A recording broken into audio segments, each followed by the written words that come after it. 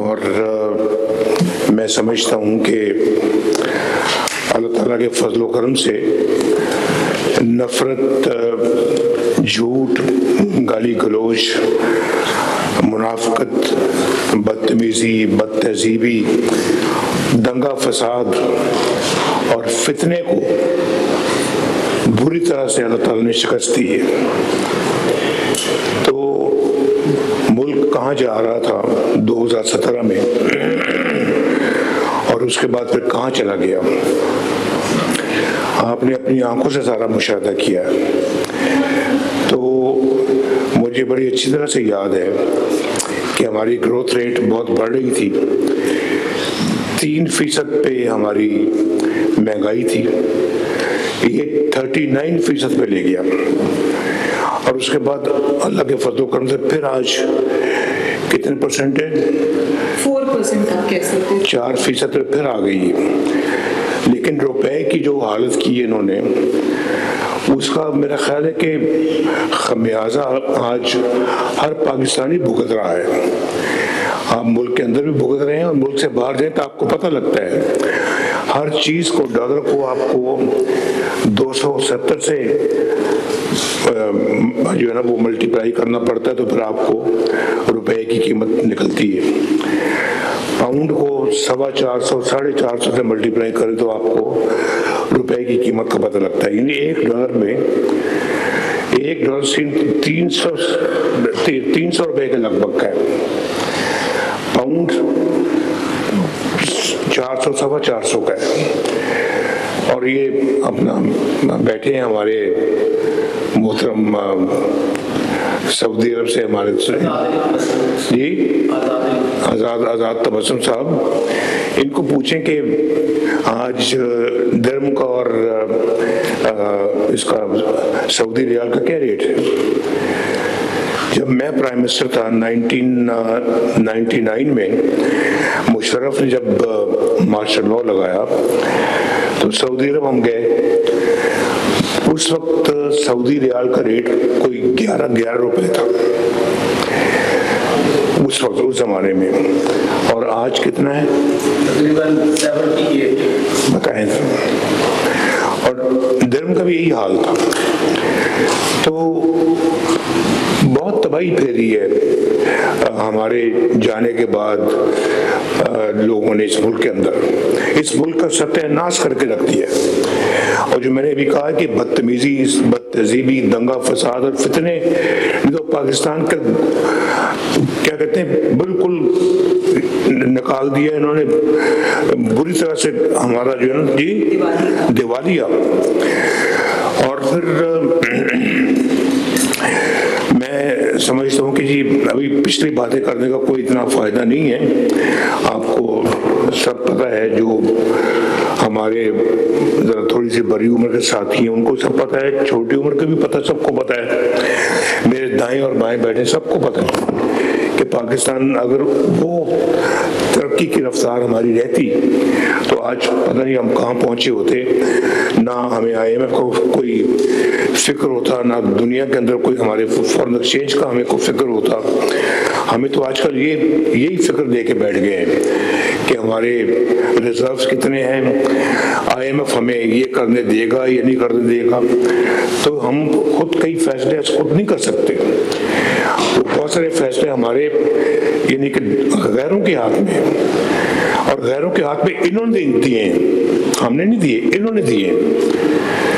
जो पाकिस्तान का जो हाल था 2017 में, 2018 में, 18 से लेके फिर 22 तक क्या होता रहा पाकिस्तान में, वो सारी जिम्मेदारी इनके सर है। तो लोगों ने मेरा ख्याल है कि जो वोट दिया वो आपको कारकर्दगी की बना पे दिया है, आपके काम और आपकी मेहनत पे बलबूते पे दिया है। मैं शहबाज शरीफ साहब को और मरियम नवाज शरीफ साहबा को शाबाश देता हूँ कि माशाल्लाह उन्होंने बहुत मेहनत से काम करके दोबारा वो मुकाम हासिल करने की कोशिश कर रहे हैं जो कि हमने खो दिया था। ये सही बात है और ये बड़ा मुश्किल काम है, बड़ा जान जोखों का काम है ये, कि उसको वापस पाकिस्तान को उस जगह पे लाने की कोशिश कर रहे हैं। अल्लाह ताला इनकी कोशिशों को कामयाब करे और हमने सब ने मिलके इनका हाथ बटाना है। शहबाज शरीफ का भी हाथ बटाना है, मरियम का भी हाथ बटाना है। और 1.5 साल में माशाल्लाह एक अवामी खिदमत का एक रिकॉर्ड कायम किया है। इकॉनमी को गड़े से फिर बाहर निकाला है और ये कहते हैं पाकिस्तान टेक ऑफ पोजीशन पे आ गया, टेक ऑफ कर चुका है अल्लाह के फजल से, उड़ान भर चुका है पाकिस्तान माशाल्लाह। अब इसने ऊपर जाना है अल्लाह के फजल करम से। तो डिफॉल्ट से मुल्क को निकाला है, डिफॉल्ट से बचाया है, बैंकरप्सी से बचाया है पाकिस्तान को। हमारी तो इक्तिसादी दिवालियापन हो चुका था, इखलाकी दिवालियापन हो चुका था, मुआशरती और मुआशी दिवालियापन हो चुका था, बल्कि इंसानियत का यहाँ पे दिवालियापन कर दिया गया था। बड़े छोटे के कोई तमीज तफरीक नहीं थी, ना कोई बड़ों का अदब था, ना कोई छोटों का प्यार था। पता नहीं शायद क्रिकेट खेलने आए थे, वही खेलते रहे यहाँ पे 5 साल। अफसोस है इस बात का है। और बड़े छोटों का एहतराम खत्म कर दिया इन्होंने। तो पाकिस्तान मुल्क का, कौम का दिवालिया निकाल दिया, हमारे खारजा अमूर का दिवालिया निकाल दिया, IMF को फिर हमारे सर पे लाके बैठा दिया। मैंने उनसे जान छोड़ाई थी, एक दोबारा उसको वापस ले आए। अमन अमान का बुरा हाल किया, उसका दिवालिया निकाल दिया। तो और फिर गरीब लोगों का दिवालिया निकाल दिया। मेरिट तो कहीं देखने में नहीं मिलता था इनके जमाने में। तो अब अल्लाह के फजल करम से दोबारा जो है ना वो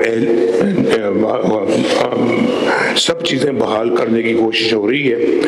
और मैं ये समझता हूँ कि जी ये इमरान खान सिर्फ अकेला मुजरिम नहीं था, उसको लाने वाले भी उससे बड़े मुजरिम थे जो उसको लेके आए, और उनसे भी पूरा उनका हिसाब लेना चाहिए। उनका बयानिया आप अच्छी तरह जानते हैं, और उनका बयानिया क्या था? चोर डाकू कहते थे, खुद चोरी डाके में सबसे आगे। सारी दास्तानें सामने आ रही हैं आपके, पूरी कौम के सामने आ रही हैं। और फिर लड़ाई झगड़ा, फितना फसाद, इल्जाम तराशी, गिरबानों को पकड़ते थे, जला दो, मार दो, पकड़ लो। क्या इस तरह के बयानिए में कौमें तरक्की करती हैं? आप जरा बताएं, सोचें मुझे कि इस तरह के माहौल में कौन सी कौमें तरक्की करती है?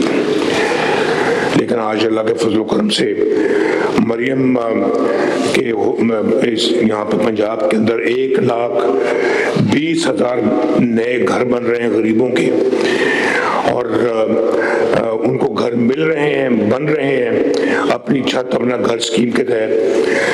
लोगों को फिर मुफ्त दवाइयाँ मिल रही हैं दोबारा नए सिरे से, जो शहबाज शरीफ साहब ने शुरू की थी उसको इन्होंने फिर आके बहाल किया, उन्होंने कैंसिल कर दिया आगे। और फिर लोगों का, गरीबों का मुफ्त इलाज मुआवजा भी हो रहा है, और फिर नए अस्पताल शुरू कर रहे हैं, और स्टूडेंट्स को लैपटॉप मिल रहे हैं, स्कॉलरशिप्स मिल रहे हैं अल्लाह के फजल करम से, और सुथरा पंजाब माशाल्लाह अपना काम दिखा रहा है।